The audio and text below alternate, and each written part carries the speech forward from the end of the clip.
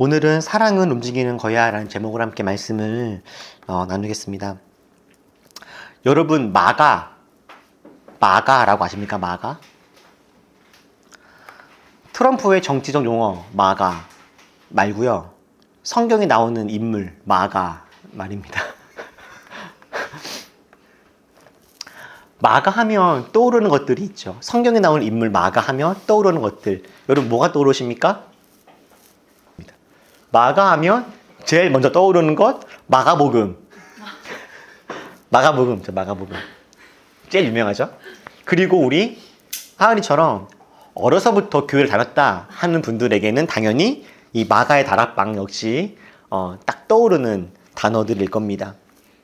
공부를 조금 했다 성경에 대해서 하시는 분들은 마가 하면 떠오르는 연관 인물 중에서 바나바도 생각이 날 수도 있을 것 같습니다. 이 마가는요, 신약 성경의 두 번째 책인 마가복음을 쓴 저자입니다. 그리고 그 유명한 이 마가의 다락방이라고 이야기할 때 그 마가의 다락방에서의 마가가 이 성경의 인물, 신약 성경의 마가복음을 쓴 그 마가이죠. 사실 정확히는 마가의 다락방이라기보다는 마가의 어머니의 다락방이 더 정확한 것이긴 한데요. 예수님이 승천하시고 예수님을 따르던 120명이 함께 모여서 기도했던 바로 그곳이 마가의 집, 마가의 어머니의 집이었습니다. 마가의 어머니는 성인 120명이 한 공간에 모여서 숙식을 해결하면서 기도할 수 있는 대저택을 예루살렘 한복판에 가지고 있었던 그런 사람입니다. 그러니까 마가의 집안은 어마어마한 자산가였던 것이죠. 게다가 마가의 어머니는 그 집을 그리스도인들에게 내어줄 정도로 믿음이 아주 좋으신 분이었습니다. 게다가 마가의 사촌형 이 바나바라고 하는 이 사람은요, 초대교회에서 정말 가장 존경받는 지도자 중에 한 사람입니다. 바나바는 바울이 아직 고향에서 조용히 지내고 있을 때 그를 불러내어서 하나님의 귀한 사명을 감당할 수 있도록 바울의 사역의 길을 열어준 바로 그 장본인이기도 합니다. 그 유명한 바울이 바울 될 수 있도록 이끌어준 바울의 선배, 바울의 스승 같은 역할을 했던 사람이 이 바나바인데, 그 바나바가 바로 마가의 삼촌이 되는 사람이에요. 이처럼 마가는요, 훌륭한 신앙의 어머니와 당대 최고의 영적 지도자였던 이 삼촌을 둔 사람이었고, 마가가 살고 있는 이 집에는 수많은 사도들이 매일마다 드나들면서 기도 소리가 끊이지 않는 바로 그런 집이었죠. 그래서인지 마가는 베드로를 영적인 아버지처럼 관계를 맺고 있었고, 그 베드로도 마가는 내 영적인 아들과 같다 이렇게 이야기를 하기도 했어요. 여러분, 영적인 나의 아버지가 베드로, 내 삼촌이 바나바, 우리 엄마가 마가의 다락방의 주인. 여러분, 마가는요, 말 그대로 최고의 영적인 환경에서 자란 또 영적 금수저 같은 사람입니다. 환경이 좋으니까요, 예수님을 향한 열정도 자연스럽게 생깁니다. 이 마가는 그래서 바나바와 바울이 첫 번째 전도 여행을 떠날 때 당당히 그들의 수행원으로 이름을 올리고 그들과 함께 이 전도 여행이라고 하는 엄청난 주님의 사역 가운데 함께 동행하게 되죠. 그리고 오늘 저희가 읽었던 오늘의 본문은 바로 이 출발, 이 사건을 기록하고 있는 본문입니다. 5절에서 바울과 바나바가 요한을 수행원으로 두었다라고 할 때 이 요한이 다름 아닌 마가입니다. 마가는 로마식 이름이고요, 요한은 유대식 이름이에요. 그래서 신약 성경의 곳곳을 찾아보면 마가라고 하는 요한이라고 마가를 설명하거나 반대로 요한이라고 하는 마가 이렇게 이야기합니다. 그래서 로마식으로는 마가라고 부르고 유대식으로는 요한이라고 부르지만 같은 사람인 것이죠. 이렇게 요한이라고 불리우는 이 마가복음의 저자 마가는 젊어서부터 예수님을 알았고 또 예수님을 믿는 수많은 정말 당대 최고의 신앙의 선배들을 만났습니다. 베드로, 바울, 바나바와 가까이에서 함께 지내면서 이 마가복음을 그들을 통해서 들은 이야기들을 마가복음으로 기록할 수 있을 만큼 예수님에 대해서 많이 배웠고 들었습니다.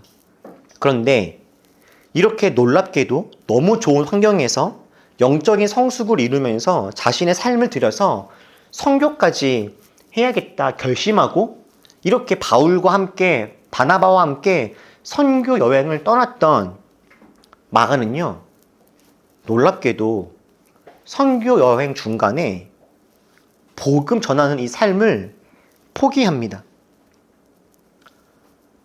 처음 예수님에 대해서 듣고 하나님 나라에 대한 소망을 품게 되었을 때 마가는 심장이 터질 것 같았을 겁니다. 바울과 바나바를 따라다니면서 전도 여행을 시작할 때 마가는 정말 온 세상을 복음으로 물들이고 하나님 나라가 이 땅 가운데 속히 오게 하는 그 중요한 역할을 감당하고 싶었을 거예요. 내가 가서 주를 위해서 멋지게 헌신할 거야. 내 손으로 이방 땅에 교회를 세울 거야. 마가는 이러한 새 비전과 꿈으로 충만했던 사람이었습니다. 저는 마가의 이 부푼 마음과 설레이는 마음을 저는 너무 잘 알 것만 같습니다. 교회를 개척할 때 제 마음이 그랬거든요. 하나님이 기뻐하실 만한 교회를 세우고 세상을 아름답게 하는 작은 씨앗이 되자.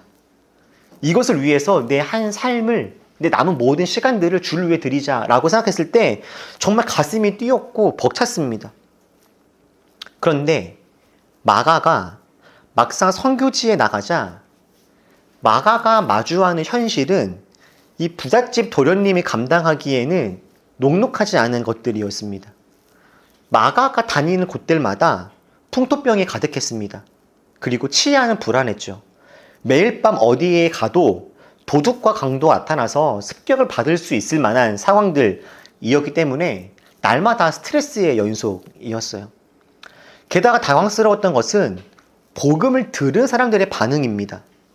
복음을 들은 사람들 중에선 복음을 듣고 나도 당신처럼 주님을 믿고 따르겠습니다 이야기하는 사람들도 있었지만 훨씬 더 많은 사람들은 복음을 듣고도 그 복음을 받아들이지 않습니다.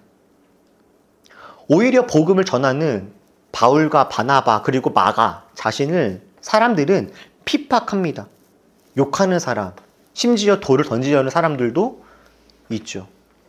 사실 과정이 힘들고 어려워도 결과가 좋으면 참고 열심을 낼 수가 있습니다. 그런데 과정이 어려운데 결과까지 좋지 않으면 더 이상 힘이 나지가 않죠.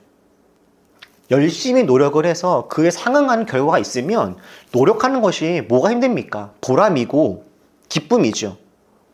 그런데 욕을 먹고 돌에 맞는 복음을 전하고 힘이 들고 어려워도 사람들이 그걸로 말미암아서 변화되고 주님을 믿는 것이 아니라 오히려 자신에게 욕을 하고 돌을 던지면서 떠나라고 하니 힘이 빠지고 지치게 되어지는 것이 당연하겠죠.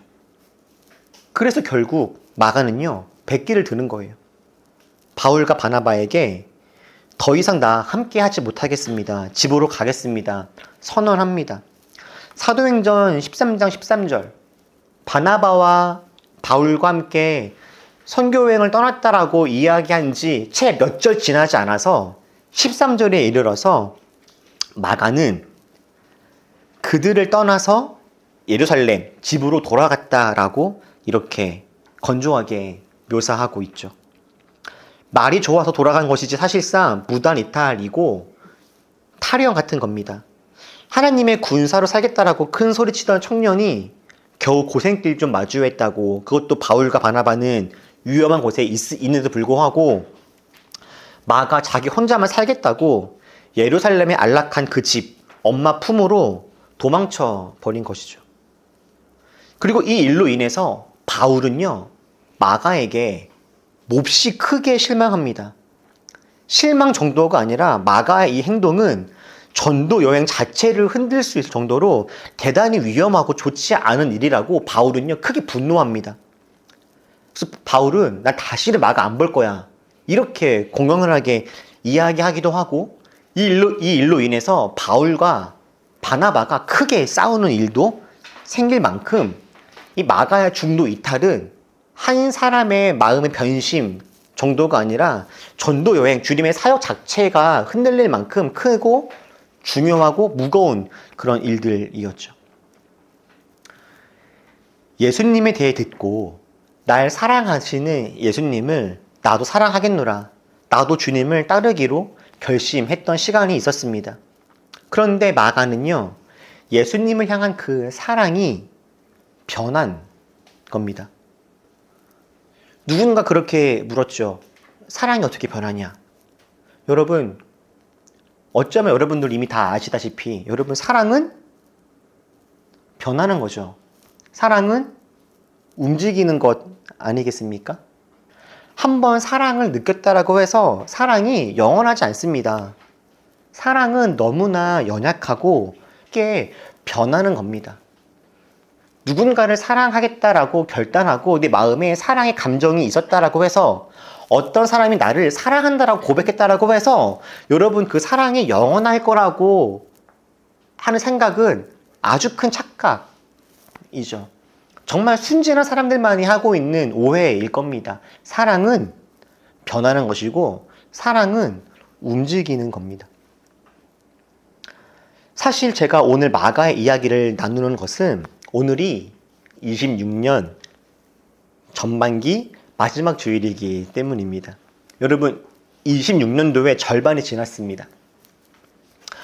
여러분, 잠시 지난 6개월을 돌아보십시다. 자, 26년의 상반기, 여러분 어떤 시간들을 보내셨습니까? 한 해를 처음 시작할 때 우리들은 크고 작은 계획과 각오를 가지고 시작을 합니다.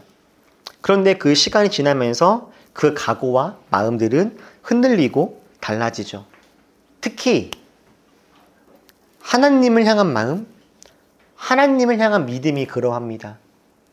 보통은 연초가 시작되면 내가 올해는 꼭 성경을 읽독은 해야지, 내가 매일매일 말씀을 묵상하고 기도하는 삶을 살아야지, 내가 올해는 꼭 한 명을 전도해야지 등등의 크고 작은 마음의 결단과 결심을 하는 경우들이 있죠. 그런데 한 6개월쯤 지나면 그 마음들이 사라지거나 움직이거나 변화되고는 하지 않습니까? 우리가 하나님을 믿고 처음 하나님의 자녀가 되었을 때 성경은 그것을 구원받았다 라고 이야기를 합니다. 여러분, 구원이 무엇입니까? 구원을 보통 죽어서 천국에 갈 수 있는 자격증으로 이해하는 사람들이 종종 있죠. 구원 받았습니까? 라고 하는 이 질문을 당신은 죽으면 천국에 갈 수 있는 자격증이 있습니까? 라고 이해하는 경우들이 있습니다. 마치 운전면허 같은 거라고 생각하는 거예요. 운전면허를 한번 따 놓으면 10년 동안 운전을 안 해도 운전할 수 있는 자격이 주어지는 것처럼 한번 구원이라고 하는 자격증을 받으면 영원히 그 자격증이 효력이 있을 것 같은 것처럼 오해하는 경우들이 있는 겁니다. 그리고 이렇게 한 번 받은 구원은 영원한 구원이야, 이렇게 오해하고 주장하는 대표적인 사람들이 누구냐면 구원파라고 하는 이단입니다. 그런데 여러분, 구원은 하나님을 믿는다고 고백할 때 받게 되어지는 자격증 같은 것이 아닙니다. 제가 여러 번 말씀을 드린 것처럼 구원의 본질, 구원의 핵심은 무엇입니까? 구원의 핵심, 구원의 본질은 하나님과의 관계입니다. 구원받았다라는 그 말은요, 나는 이제 하나님의 자녀가 되어서 하나님과의 관계가 시작되었다라고 하는 의미입니다. 너 구원받았니? 라고 물어본다면 우리는 그 말을 나는 죽으면 천국에 갈 수 있는 자격증이 나에게 있는가? 이렇게 해석하는 것이 아니라 너 구원받았니? 라고 하는 질문을 들으면 나는 하나님과 관계 맺고 있는가? 이렇게 생각을 해봐야 하는 것이죠. 죄인된 나를 먼저 사랑해 주신 하나님의 그 사랑을 내가 받아들이고 나도 주님을 사랑하겠노라 라고 하는 그 결단을 통해서 하나님과 사랑이라고 하는 관계를 맺게 되는 것, 이것이 바로 구원입니다. 그리고 이 관계라고 하는 것, 특별히 사랑의 관계라고 하는 것은요, 살아있는 생물과도 같습니다. 다시 말해서 시시각각 변하는 겁니다. 작년에 결혼한 부부가 1년이 지나고 나면 더 깊은 우정과 사랑을 누리게 되는 경우들이 있는 반면에 1년이 지났을 때 서로에게 실망하고 지쳐서 이제 비로소 싸움을 하게 되어지는 경우들도 종종 있습니다. 이제 연인이 되었고 이제 결혼했으니 우리 관계는 평생 아무런 문제 없어, 이렇게 생각하시는 분들도 없지 않습니다. 근데 이것은 정말 큰 오해이죠. 우리와 하나님과의 관계, 구원이라고 하는 것이 마찬가지입니다. 구원은 곧 하나님과의 관계이기 때문에 구원은 한 번 받고 끝나는 것이 아니라 앞으로 계속해서 그 관계가 깊어져 가야 되는 것이죠. 성경은 이를 두고 두렵고 떨림으로 너의 구원을 이루라고 말씀하십니다. 두렵고 떨림으로 너의 구원을 이루라고 하는 말씀은 열심히 신앙생활해서 아직까지는 너가 구원이라고 하는 자격증을 받기에는 모자란데 열심히 해서 구원이라는 자격증을 취해라 라고 하는 의미가 아니라 이미 시작된 하나님과의 관계를 더욱더 깊이, 더욱더 풍성하게 누리는 자가 되어라 라고 하는 그런 의미인 것이죠. 관계라고 하는 것이 그렇지 않습니까? 처음 관계를 맺으면, 누군가 처음 알게 되면 처음에는 어쩔 수 없이 조금은 서먹하고 상대방에 대해서 모르는 것이 많을 수밖에 없습니다. 시간을 보내고 함께 여러 가지 활동을 하면서 추억을 쌓으면 관계는 깊어지죠. 시간을 충실하게 함께 보내는 시간들이 많아질수록 관계는 깊어지게 됩니다. 오늘 본문에서 마가는요, 하나님을 만났고 하나님을 믿고 따르게 되었습니다. 하나님과 관계를 맺고 구원받았고 하나님의 자녀가 되었습니다. 그리고 복음을 전하면서 하나님의 사명을 감당하는 삶을 살아가려고 했습니다. 그런데 현실을 살아가다 보니 하나님과의 이 관계를 지키고 유지하기가 힘이 들었습니다. 어디로 가야 되는지는 알겠는데 그 길로 가는 것이 무섭고 겁이 나고 지치는 겁니다. 마가는 자신의 집 다락방에서 그 뜨거운 기도의 불길을 눈으로 보고 자란 사람입니다.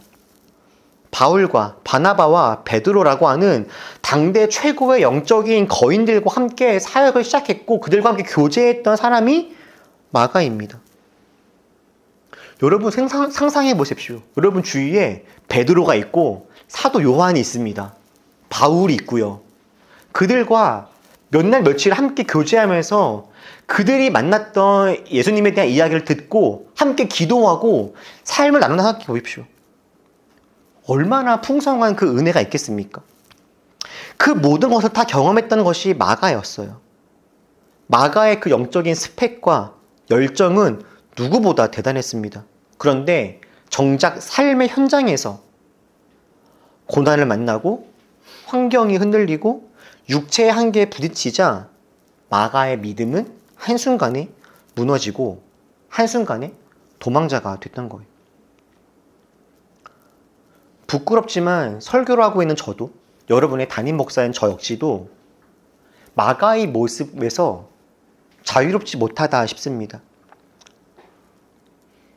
목사라고 하는 타이틀을 가지고 있고 매주 말씀을 선포하고 교회를 개척해서 이끌어가고 있지만 저 역시도 제 삶에 예상치 못한 어려움이 오거나 인간 관계 속에서 크고 작은 상처를 받으면 저 역시도 마음으로 수없이 짐을 싸고 도망치고 싶다라고 느껴질 때가 저도 있습니다.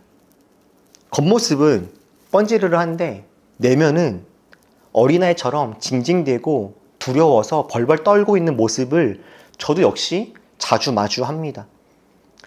하나님 앞에 고개를 들 수 없을 만큼 부끄러울 때도 많고 제 이 모습을 다 보고 있는 우리 가족들한테 정말 부끄러워서 숨어 있고 싶을 때도 종종 있어요. 그런데 그럼에도 불구하고 제가 오늘 이 자리에서 함께 예배하고 말씀을 나누고 기도할 수 있는 이유는 아직까지도 함께 우리가 교회를 이루면서 주님을 믿고 따라갈 수 있는 그 이유는 우리들이 흔들리는 믿음과 하나님을 향한 의심 속에서 소망을 품을 수 있는 이유가 있기 때문입니다. 바로 사랑은 변한다, 사랑은 움직인다라고 하는 바로 그 사실 자체 말입니다. 사랑은요, 움직이는 것이기에, 변하는 것이기에 처음보다 사랑이 적어질 수도 있고 흔들릴 수도 있고 무너질 수도 있습니다. 사랑은 움직이는 것이니까요. 그런데 사랑은 움직이는 것이기에 흔들리고 넘어지고 조금 실패했다 할지라도 다시 일어나서 더 깊고 풍성한 사랑의 관계로 나아갈 수도 있습니다. 사랑은 움직이는 것이기에 뒤로 갈 수도 있지만 사랑은 움직이는 것이기에 앞으로 나아갈 수도 있습니다. 회복되고 더 풍성해지고 강해질 수도 있는 것이 바로 이 사랑의 속성인 것이죠. 오늘 본문이 증언하는 것처럼 마가는요, 도망쳤습니다. 마가는 하나님과의 관계뿐만 아니라 자기 자신에 대한 실망감, 공동체와의 관계의 끊어짐, 그리고 세상에 대한 포기와 관계의 모든 것에서 실패했던 사람이기도 했습니다. 그런데 마가의 삶이요, 그렇게 실패로 끝나지 않습니다. 성경에는요, 놀라운 증언이 게 나오죠. 디모데 후서는 바울이 그의 사역의 마지막쯤에 쓴 편지 중에 하나입니다. 그런데 바울이 이렇게 편지를 썼죠. 우리 같이 한번 읽어볼까요? 자, 11절 시작. 누가만 나와 함께 있느니라. 내가 올 때에 마가를 데리고 오라. 그가 나의 일에 유익하니라. 분명히 중간에 도망을 치고 바울과 크게 싸우고 바울을 실망시키고 나 다시는 마가랑은 사역 안 한다, 이렇게 했던 마가와 바울 관계였는데 어느덧 바울은요, 마가와 동역하는 관계가 됩니다. 분명히 중간에 도망을 쳤던 마가였는데 마가가요, 돌이킨 거예요. 회개한 겁니다.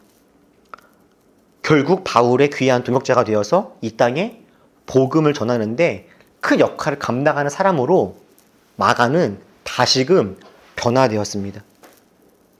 게다가 베드로는 말씀드린 것처럼 마가를 자기의 아들이라고 부를 만큼 마가는 신앙의 공동체에서 중요한 역할을 감당하는 신앙의 사람으로 자라하게 되었어요.